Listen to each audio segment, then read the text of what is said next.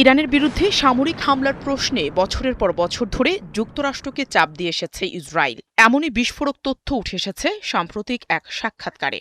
সাবেক মার্কিন প্রশাসনগুলোর সময়ও একাধিকবার এই প্রস্তাব উঠলেও শেষ পর্যন্ত তা বাস্তবায়ন করেননি বুশ, ওবামা ও বাইডেন। তবে পরিস্থিতি বদলে যায় ডোনাল্ড ট্রাম্পের আমলে। ইসরায়েলের কৌশলগত চাপের ফাঁদে পা দিয়েছেন একমাত্র বর্তমান প্রেসিডেন্ট ডোনাল্ড ট্রাম্প। মধ্যপ্রাচ্যের রাজনীতিতে নতুন করে উত্তেজনা তৈরি করা এই ঘটনাকে ঘিরে এখন শুরু হয়েছে তীব্র আলোচনা সমালোচনা। দ্য ব্রিফিং উইথ জেন পসাকি অনুষ্ঠানে দেয়া সাক্ষাৎকারে কেরি বলেন, ইসরায়েলের প্রধানমন্ত্রী বেনিয়ামিন নেতানিয়াহু একাধিকবার যুক্তরাষ্ট্রকে ইরানে হামলার আহ্বান জানিয়েছিলেন। কেরি নিজেও এমন বেশ কয়েকটি আলোচনায় উপস্থিত ছিলেন, যেখানে নেতানিয়াহু সরাসরি হামলার প্রস্তাব দেন।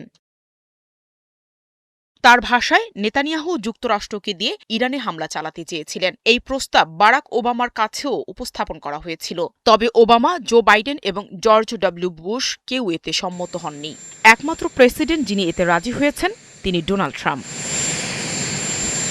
নেতানিয়াহু একটি ৪ দফা পরিকল্পনা তুলে ধরেছিলেন, যেখানে হামলার মাধ্যমে ইরানের নেতৃত্ব দুর্বল করা, সরকার পরিবর্তনের সুযোগ তৈরি এবং সামরিক সক্ষমতা ধ্বংসের কথা বলা হয়। এদিকে আনাদোলু এজেন্সির এক প্রতিবেদনে বলা হয়, গত ২৮ ফেব্রুয়ারি যুক্তরাষ্ট্র ও ইসরায়েল যৌথভাবে ইরানের বিরুদ্ধে অভিযান চালায়।